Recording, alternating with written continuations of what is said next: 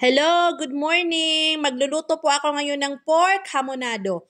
Siyempre, itong ating mga ingredients. Pork limpo, nalinis at hiniwa-hiwa ko lang dyan sa gitna para pumasok talaga sa loob yung lasang ang timpla ng ating hamonado. Siyempre, ang ating pineapple juice, brown sugar, gagamit din ako ng cola.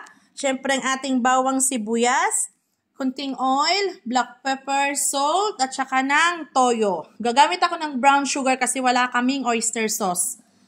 At white onion at ang ating pineapple. Let's go!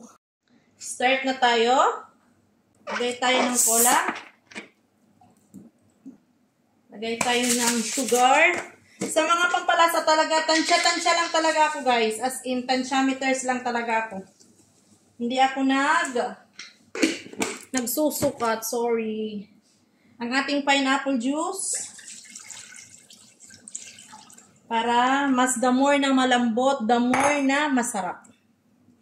Siyempre, ang ating toyo. Salt, black pepper.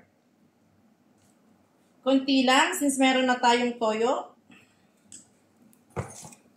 Ang ating oil. Sa lahat ng pagmamarinate ng mapamanok, isdaman at saka ng karne, mas maganda maglagay ng oil. Kasi mas masarap. Ang ating bawang sibuyas, damihan lang natin. Mix lang natin ng mabuti. Lagyan natin ang ating karne.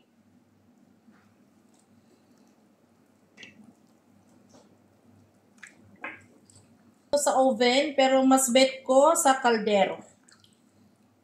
Ayan na. Lutuin lang natin siya sa mahinang apoy hanggang sa lumambot ng ating karne. Na ito natin magagamit na onion at saka ng pineapple. Ayan na. Salang lang natin siya sa mahinang apoy.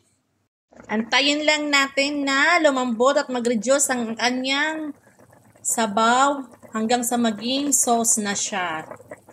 Pag medyo malambot na, ilagay na natin ang ating pineapples. Para manuot pa sa karne ang lasa ng pineapples. At pagluto na ang ating karne, kunti na lang kanyang sauce, hanguin natin siya at iprito natin siya ng slight lang.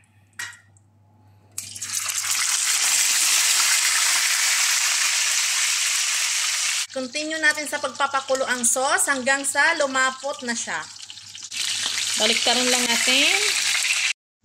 Lagyan na natin ng sibuyas at ang pineapples.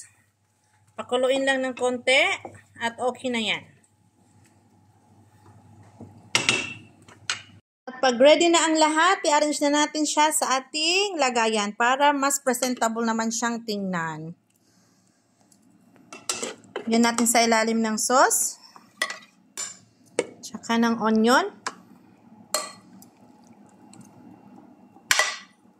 Tsaka pinyars. Ito dito muna. Kain na kayo ng salad. Yes. Super lamboters. Tsaka ito, napakalaking pinyars.